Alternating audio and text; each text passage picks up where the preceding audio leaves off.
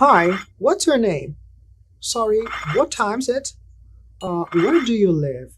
Hey, what is your Instagram account? Why so serious, dude? Do you know how to answer to these questions? Você saberia como responder a essas perguntas? Hi everyone, what's up? Eu sou o Teacher Victor Queiroz e hoje nós vamos conversar um pouquinho mais sobre a língua inglesa. Ainda relembrando a importância de aprender os tempos verbais para se expressar com eficiência em língua inglesa, hoje nós vamos conhecer mais um No, just kidding. Hoje nós vamos dar uma pausa nos tempos verbais, mas vamos aprender outras classes de palavras que são tão importantes quanto. Você percebeu que todas as perguntas que eu te fiz no começo deste vídeo começam com palavras que começam com as letras W e H? Você sabe que palavras são essas? Bom, se você não sabe ainda, já vai descobrir.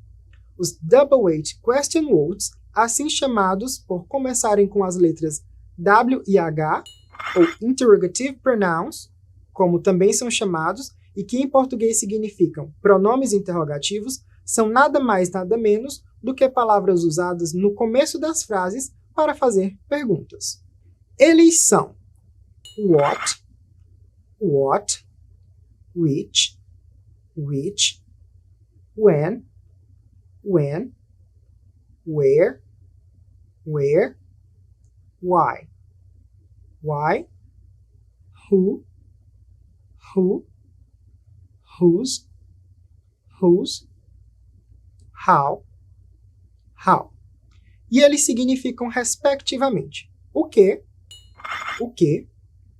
quando, onde, porque usado para perguntar, quem, de quem e como. Perceba que tanto o what como o which possuem o mesmo significado, no entanto, eles têm uma distinção no uso.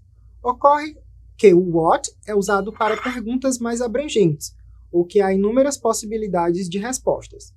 Quando eu pergunto, por exemplo, What is your name? Há uma infinita quantidade de respostas, pois o seu nome poderia ser qualquer nome existente na face da Terra. Mas quando na pergunta eu já delimito a quantidade de respostas, a pergunta deve ser feita com which. Por exemplo, Which is your name? Peter or Frank? Qual o seu nome? Peter ou Frank? Vejam, nessa pergunta eu já delimito as respostas. O why também tem sua particularidade. Ele deve ser usado para fazer perguntas. Quando queremos indicar a causa, usamos o because. Por exemplo, The baby cries because the mother left. The baby cries because the mother left. O bebê chora porque a mãe saiu. Agora vejamos novamente a pronúncia. Eu vou repetir calmamente cada palavra 2 vezes e você deve repeti-las depois de mim. What, which, when, where, why, who,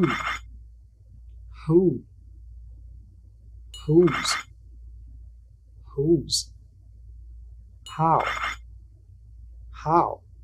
Agora que você já conhece a estrutura das frases interrogativas em 3 tempos verbais e já sabe que os pronomes interrogativos também entram nessa estrutura, você já pode construir frases interrogativas um pouco mais complexas usando esses pronomes. Embora a estrutura SVO seja uma estrutura fixa, há elementos que podem aparecer antes, entre e depois dos elementos dessa estrutura. Os verbos auxiliares que nós vimos nos tempos verbais e agora os pronomes interrogativos são alguns desses elementos. Observe também que na estruturação das frases interrogativas, os pronomes interrogativos ocupam a primeira posição na frase, isto é, antecedendo o sujeito e o verbo auxiliar. Veja nos exemplos. What do you like to eat on the weekend? O que você gosta de comer no final de semana? Where did you go last night? Onde você foi na noite passada? How will you do it? Como você fará isso? Now I have a challenge. Isso mesmo, um desafio. Eu proponho que você construa outras 3 frases usando os pronomes interrogativos. Deal? Uma outra estrutura muito importante da língua inglesa e que é essencial para a comunicação é a expressão de posse. E como a língua inglesa é uma língua muito rica, há nela várias maneiras de se indicar a posse. Uma delas é usando os possessive adjectives. Isso mesmo, possessive adjectives, ou em português, adjetivos possessivos. Para melhor aprendê-los, é bom relembrar os personal pronouns, aquelas palavrinhas que podem funcionar como sujeito. É importante relembrá-los porque cada personal pronoun vai ter um possessive adjectives correspondente.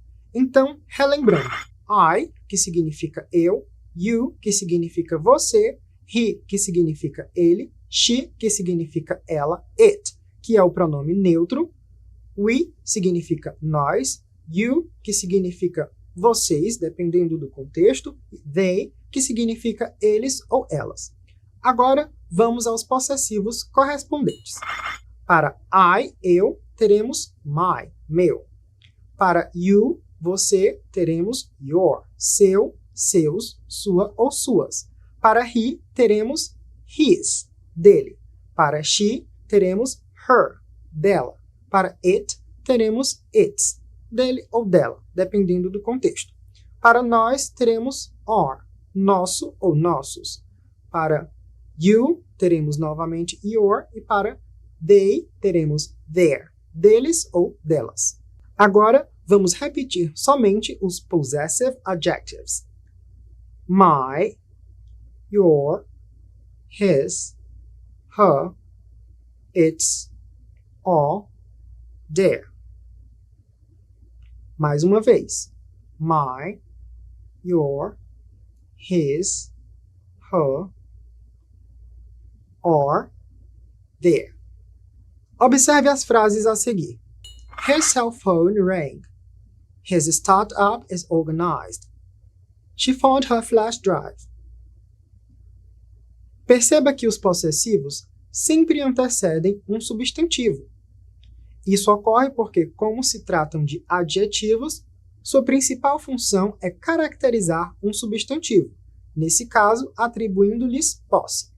Uma outra curiosidade é que os possessivos não flexionam em número e grau, como na língua portuguesa, mas desempenham a mesma função, ou seja, eles não concordam com masculino e feminino ou com singular e plural, mas a sua única forma funciona em todas essas categorias. Outras duas formas de indicar posse na língua inglesa é usando o genitive case, ou em português, o caso genitivo, que se caracteriza por acrescentar um apóstrofo IS na palavra que indica o possuidor.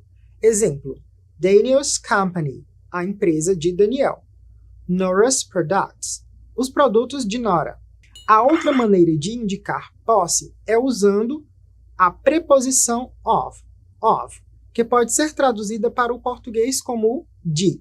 Neste caso, o of fica entre a palavra que representa a posse e a palavra que indica o possuidor, como nos exemplos a seguir. The cover of the book. The end of the story. The cover of the book. The end of the story. A diferença básica entre o caso genitivo e o of é que o caso genitivo é mais usado com pessoas, enquanto o of é mais usado para objetos ou coisas inanimadas. Então, na aula de hoje nós aprendemos várias palavras, vimos novas formas de fazer perguntas e indicar posse. Hope you enjoyed it, and do not forget that practice makes perfect.